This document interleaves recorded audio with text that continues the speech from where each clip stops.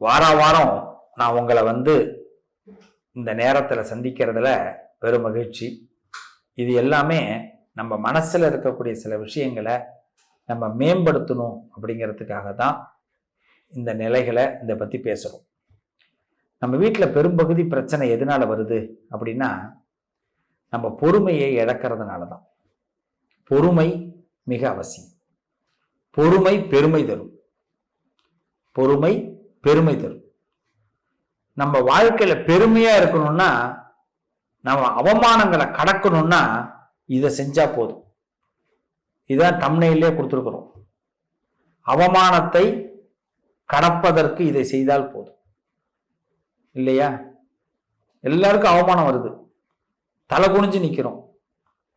நம்ம தலை குனிகிறது, தலை நிமிர்ற நேரம் வந்துருச்சு. நீங்க இது வரைக்கும் தலை குனிஞ்சிங்களா? இப்ப உங்களுக்கு தலை நிமிர்ற நேரம். இந்த பதிவு பார்க்கறதுனால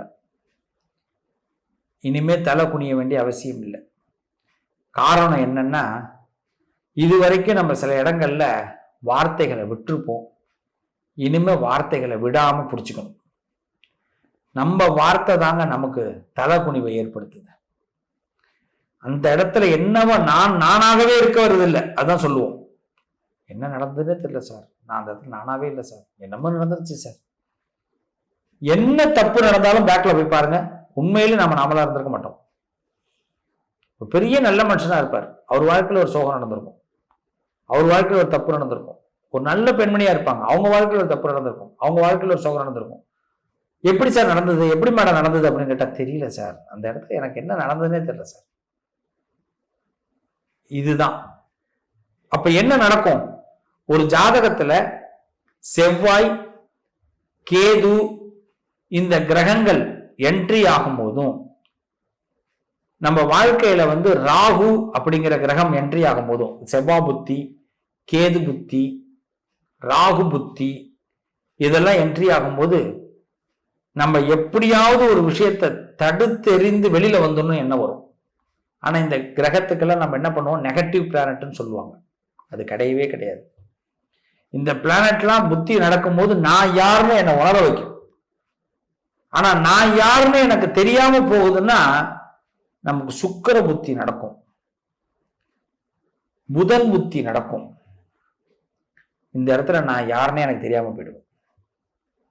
புதன் புத்தி, சுக்கிர புத்தி நடக்கும் பொழுது ரொம்ப கவனமா நீங்க இருக்கணும். அப்பதான் நீங்க தலை குனியறது வராது. உங்க பேர் அவமானம் நீங்க படமாட்டீங்க. ரொம்ப எளிமையா உங்களுக்கு சொல்லி கொடுத்துறேன், இவ்வளவுதான் சிம்பிள் மேட்டர். சுக்கிர புத்தி நடக்கும் போது, புதன் புத்தி நடக்கும் போது நீங்க கவனமா இருக்கணும். கவனம்னா என்ன? காலம் நம்மளை எந்த இடத்துலையும் கவுத்துரும். சில பேர் ஷேர் மார்க்கெட்ல பணத்தை விட்டு ஏமாந்துருவாங்க. அதாவது சொல்லுவாங்க, சொல்லவே முடியாது, வாயில சொல்ல முடியாம, யாருக்கிட்டையும் கம்ப்ளைண்ட் கூட கொடுக்க முடியாம நம்ம திணறிக்கிட்டு நிற்போம் உள்ளுக்குள்ள. பல வீட்டுல பல லட்சம் பல கோடி இழப்பு ஏற்படும், அவமானம் ஏற்படும். சில வீட்டுல பாத்தீங்கன்னா ஹஸ்பண்ட் ஒய்ஃபுக்குள்ள ப்ராப்ளம் ஏற்படும். இதெல்லாம் ரொம்ப சங்கடமான சூழ்நிலை. சுக்கிர புத்தி, புதன் புத்தி ரொம்ப அதை பல பேர் மெடிக்கலுக்கு போயிடுவாங்க. ஆஸ்பத்திரிக்கு போறவங்க எல்லாம் புதன் புத்தியில இருப்பாங்க. புதன் புத்தியில ஆஸ்பத்திரியை மிதிக்காம இருக்கவே முடியாது. ஆபரேஷன், திடீர் சைடு எஃபெக்ட் இதெல்லாம் வரும். வெளியிலே சொல்லிக்க முடியாது. அதுக்கு வேற ஒரு காரணம், எல்லாமே வெவ்வேறு காரணம் சொல்லுவோம். எல்லாம் பொய்யா பேசுவோம். சுக்கிர புத்தி, புதன் புத்தி நடக்கும்போது எல்லாம் பொய்யா பேசுவோம். ஏன்னா நம்மளை நம்ம சமாளிச்சுக்கணுமே, உலகத்துல வேற மாதிரி நம்மளை காட்டணுமே. நான் திருடனேன்னு சொல்ல முடியுமா? நான் தப்பு பண்ணேன்னு சொல்ல முடியுமா? நான் கெட்டவன்னு சொல்ல முடியுமா? நான் ஆசைப்பட்டேன்னு சொல்ல முடியுமா? என்னாலதான் அது நடந்ததுன்னு சொல்ல முடியுமா? முடியாது. சொன்ன தலைக்குனிவு வந்துடும். இதுவே இந்த தலைக்குனிவு வந்துடக்கூடாதா, நம்ம எதுவும் தப்பு நடந்துடக்கூடாது, சங்கடப்பட்டுறக்கூடாது, இதை மூடி மறைச்சி பூசி முழுவி, எதுக்கு? சுக்கிர புத்தி வருதா, புதன் புத்தி வருதா, உண்மையிலே ஜாதகத்தை கரெக்டா பார்த்துடணும். எந்த இடம் நமக்கு ப்ராப்ளம், அந்த இடத்துல இதெல்லாம் கவனமா இருந்தே தீரும். அப்பதான் நமக்கு அவமானம் வராது. நரசிம்மர்னு சொல்லுவாங்க, நல்லா தெரிஞ்சுங்க. சுக்கிர புத்தி, புதன் புத்தி நடக்கும் பொழுது நரசிம்மரை வழிபாடு செய்யணும். நரசிம்மரை வழிபாடு. நரசிம்மர் மட்டும்தான், ஆஞ்சநேயரும் நரசிம்மரும், ஹனுமான், இவங்க 2 பேரும் இப்ப பிடிச்சிங்க. இல்லைன்னா தெருவுக்கு வந்தே ஆகும். என்னடா இப்படி பேச நினைக்காதீங்க. நீங்க எப்பேற்பட்ட மனுஷனா இருக்கட்டும், உலகத்துல எவ்வளவு பெரிய விஐபியா இருக்கட்டும், தப்புன்னு ஒண்ணு நடக்கும், அது நமக்கே தெரிஞ்சே நடக்கும், அதுக்கு நம்ம உடந்தையா இருப்போம். திருப்பி அந்த தப்பு ஏண்டா நடந்ததுன்னு ஃபீல் பண்ணும். ப்ளீஸ், இதுதான் இன்றைய நிலை. இந்த பதிவோட நோக்கம் என்ன? நம்ம வீட்டில் நிறைய விஷயத்துல பொறுமையா இருக்கணும், நம்ம செயல்பாடுகளில் பொறுமையா இருக்கணும். நம்மளுடைய வார்த்தைகள்னால் விபரீதம் ஏற்பட்டுடும், வார்த்தையினால விபரீதம் ஏற்பட்டுடும். நமக்கு ஒரு அவமானம் வந்து அது வீட்டோட போகட்டும். நமக்கு ஒரு அவமானம் வருது, ஒரு சங்கடம் வருது, கஷ்டம் வருது, நஷ்டம் வருது, வீட்டோட போகுது, யாருக்கும் தெரியாம கொண்டு போகும். அதுதான் யோகமே, அதுதான் யோகம். ஒரு அவமானம் ஒரு மனுஷன் படுறான்னா அவனுக்கு அதிர்ஷ்டம் ஆரம்பிக்குதுன்னு அர்த்தம். ஒருத்தவனுக்கு வந்து அவமானம் படுறான்னா அதிர்ஷ்டம் ஆரம்பிக்குது. முதல்ல குடும்பத்தில் அவமானம் வரணும், அவனுக்கு நல்ல நேரம் ஆரம்பிக்குது. இந்த தசாபுத்திகள்கிட்ட ரொம்ப கவனமா இருக்கணும். வீட்டுல வார்த்தைகள்ல கவனமா இருங்க. சில பேர் உங்களை வீட்டுல திட்டுறாங்களா, நல்லா கேட்டுங்க, திட்டுங்கன்னு கேளுங்க. வீட்டுல திட்டுறதோட முடிஞ்சு போயிடும். வெளியில எல்லாம் உங்களை கை தட்டுவான், பாராட்டிக்கிட்டே இருப்பான். அடா அடா அடா அடா அடா, இவ்வளவு நாள் தெரியாம போயிட்ட சார் இந்த ரகசியம் எனக்கு. நான் வீட்டுல திட்டுறாங்களேன்னு வெளியில போய் எல்லாருக்கிட்டையும், என் வீட்டுல உள்ளவங்களை போய் தப்பா பேசுவேன். என் பொண்டாட்டி என்ன திட்டுறா, என் புருஷன் என்ன திட்டுறாரு, என் குடும்பம் என்ன திட்டுது, என் பிள்ளை என்ன திட்டுதுன்னு. அவன் வீட்லயும் லட்சக்கணக்கில் பிரச்சனை இருக்கு, அவன் வெளியில சொல்ல மாட்டேங்கிறான், நான் போய் சொல்லி போடுறேன். அதனால ஒரு பிரயோஜனமும் இல்லை. வீட்டுல திட்டுறத அழகா கேட்டுக்கிறேன், ஏன் திட்டுறாங்கன்னு யோசிக்கிறேன், அதை மாத்திக்கிறேன். அப்ப என்னோட லைஃபே மாறுது. வெளியில கைத்தட்டு வாங்குறேன். இதுதான் உண்மை.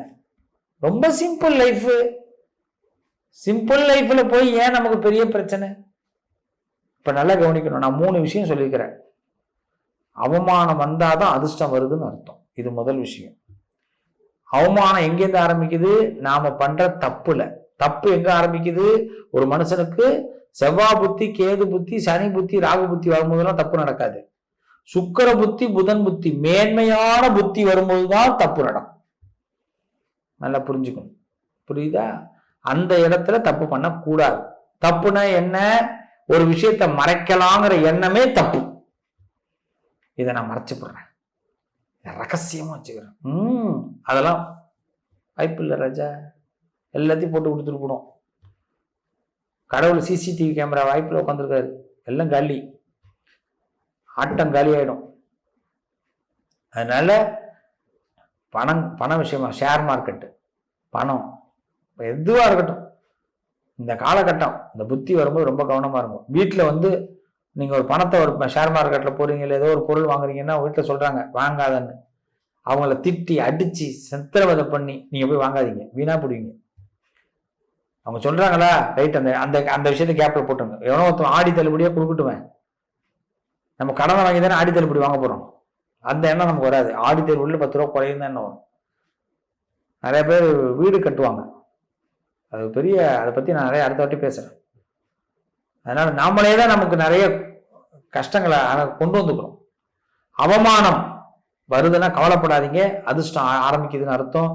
தலை குனிவு மட்டும் வராம பார்க்கறதுக்கு நான் சொன்னதை ஃபாலோ பண்ணுங்க. வாழ்த்துக்கள், நல்லதே நடக்கும்.